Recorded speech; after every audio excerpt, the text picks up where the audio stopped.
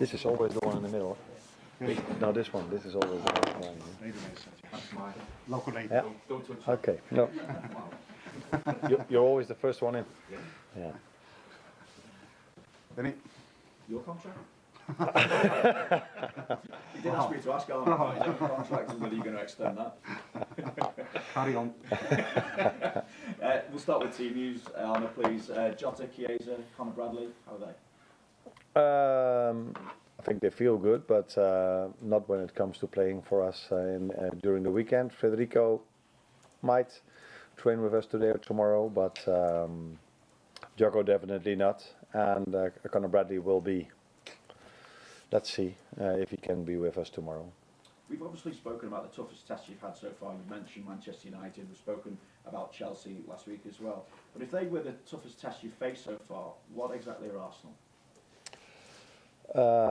I said before the game and after the game that I expect a lot from Chelsea this season, and I think they showed it also last Sunday at Anfield. They are a similar team as Arsenal when it comes to playing style. They also like to go with their fullback inside and come into the same formation as Arsenal. But if you look at the last two seasons, Arsenal were far ahead of us, but also above Chelsea. So you would assume that playing Arsenal will even be more difficult. But let's see in the end of the season where Chelsea and Arsenal both are. But normally you would expect, especially because it's also an away game, an away leg, that this one is even more difficult than Chelsea at home. And we all saw how difficult Chelsea at home was. Last season, Liverpool took just 3 points from the 4 games against the sides that finished in the top 2. Because of that, it feels like it would be a big statement, even at this early stage in the title race, if you were to take all 3 points this weekend. So, how do you see it? We all know that taking points from your competitor and nobody knows in this early stage who is going to be your competitor, your biggest competitor. But I think we all know that Arsenal will be one of them. And then dropping points against them or winning points against them, that is always important. So you're right that I think it was 3 draws and 1 loss last season. Yeah. So if you make a simple, if you use mathematics, is that the word? If Liverpool could have won all 3 of them, I think the league table would have been a bit different. But it's difficult to win in an away leg against Arsenal, City, or all the other ones. But it's something we are trying tomorrow on Sunday, definitely. Thank you. Obviously, a certain level of pressure planning that goes into these intense periods. But when you're in such a good run of form, how much excitement is there bubbling underneath going into these big games? Because these must be the games that you join a club like Liverpool and come to the Premier League for. In the life of a manager, and I'm talking about a manager, I don't know how it is for the players, but the excitement is for 10 to 15 minutes after the game. So when you're still on the pitch, you walk off it, and then you already start to think, okay, what I'm going to say to the players next when they all come in.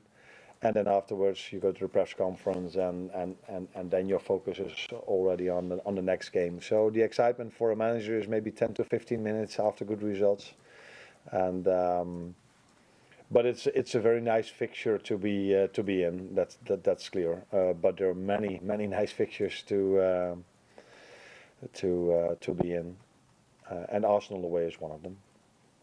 Your start to the season continues to break records for a manager in their first season in the Premier League. Where does this start that you've made sit in comparison to your own expectations and also those of the targets that you've set?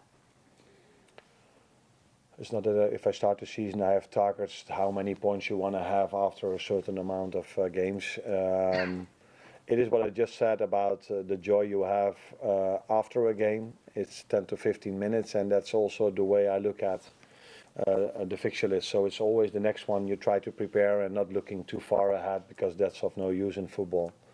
So you don't go into a season thinking, oh, after 10 games I want to have so many points, I want to have so many points. No, the only thing you want is your team to be best possible way and to prepare the team in the best possible way. And therefore you have your training sessions, your team meetings, and there's where your main focus is. And I'm not so much into how many points and where we exactly are. It's just trying to improve every single day, and that's what we're trying now, and that's also what's needed because teams around us do the same. Mike? Arne, just 3 goals conceded so far in the league, which is clearly very impressive. How impressed have you been by the football element that brings that about, but also by the durability and the work ethic that the players showed? For example, against Chelsea last week, how important are both facets of that? Yeah, I think you say it in the right way. There are 2 reasons why we don't concede a lot. One of them is that most games, almost all of them, maybe except for one, we dominated and controlled that for large parts of the game. So it helps if you dominate, if you have the ball, and your rest defense is in order that you then can concede. But I also like that if we have difficult parts in the game, or for a large part of the game, like we had against Chelsea, that the work rate is incredible not to concede.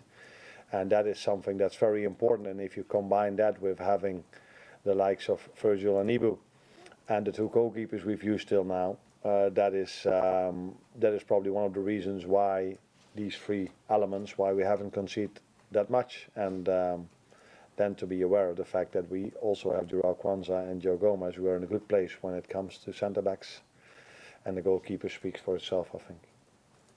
The away record so far has been faultless.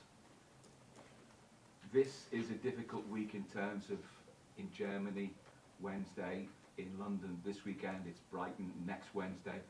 What sort of challenge does that represent, not just in a footballing sense, but logistics and the whole thing that sort of, disrupted training and what have you? Yeah, but that's part of our lives. That's also what the players are used to. If they play Champions League or like last season Europa League, you know that these challenges are there. You know also that they are experienced in this, how to take care of their body, what to do immediately after the game and the days after to prepare yourself in the best possible way. For this game we had 3 days in between, so that's more than we had before the Leipzig game. It's also more than we have for the Brighton game. Unfortunately for us, all these 3 games we have 1 day less in recovery than the 3 teams we face. But that is also part of a season and part of our lives, and I think these players are experienced enough, and they get the help of a fantastic staff to be in the best possible way physically prepared for that game, and it's my job also to prepare them in a tactical way as well. Hi, Arne. In terms of the start you've made, have you exceeded your own expectations before the season? Yeah, that's a bit similar answer that I just gave. There were not expectations from me. It wasn't like that I was at my holiday thinking about, okay, after 10 games, how many points do I want to have? No, the only thing I was thinking of was how am I going to try to bring the best out of this team that has been done for so long by Jurgen, and how can we continue that, and how am I going to do the individual meetings with the players, the team meetings with the players, and you don't think about points. For me, the way I think about it, it's about the process we are doing, what we do on a daily basis, and that, in my experience till now, leads in the end to points. That's why I didn't have expectations coming in when it comes to the amount of points we needed to have after 1, 2, 3, or 10 games. But there were expectations from me where the way I wanted to see the team playing. And I think that is matching my expectations at the moment. Hi, Arne. I want to kind of return to something I spoke to you about before. It's kind of retaining slender leads in games. Now, last time we spoke after Wolves, it was very much about towards the end of the game, you were concerned about not taking chances, but weren't really concerned about giving up shots. Whereas in recent games against Palace, Leipzig, and Chelsea, that's kind of changed. I believe it's 20 shots in the last 20 minutes of those games compared to 11 for Liverpool. Do you think maybe there's an element that Liverpool have been so good at defending these slender leads that it's starting to affect the balance between attack and defence towards the end of games? I think every game has its own story. So the Leipzig game I just said about the difference in the period of rest we had in between the games. So that could be a factor where Leipzig was in the end of the game a bit better than we were. I don't know if that had anything to do with it, but it could.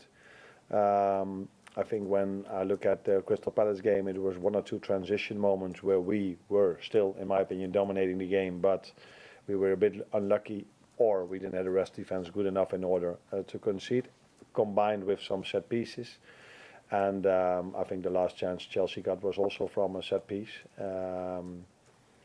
So I liked, it was only the last 6 minutes of injury time where we had at Leipzig, where we constantly had the ball and controlled it, and those moments were not difficult. So also the Leipzig game, the first chance they had in the last 10 to 15 minutes was from a second phase set piece. But yeah, you also concede a set piece if the other team is a bit stronger than you at that moment. So no, I'm not worried, but I prefer to see that we dominate till the end of the game. But it's also good to see that if we have to defend, that we have a team that defends with 11, with two outstanding centre backs and a goalkeeper that makes saves as well. Any last ones for the breakout? Andy? Arne, just to ask, how is Alisson progressing in his recovery?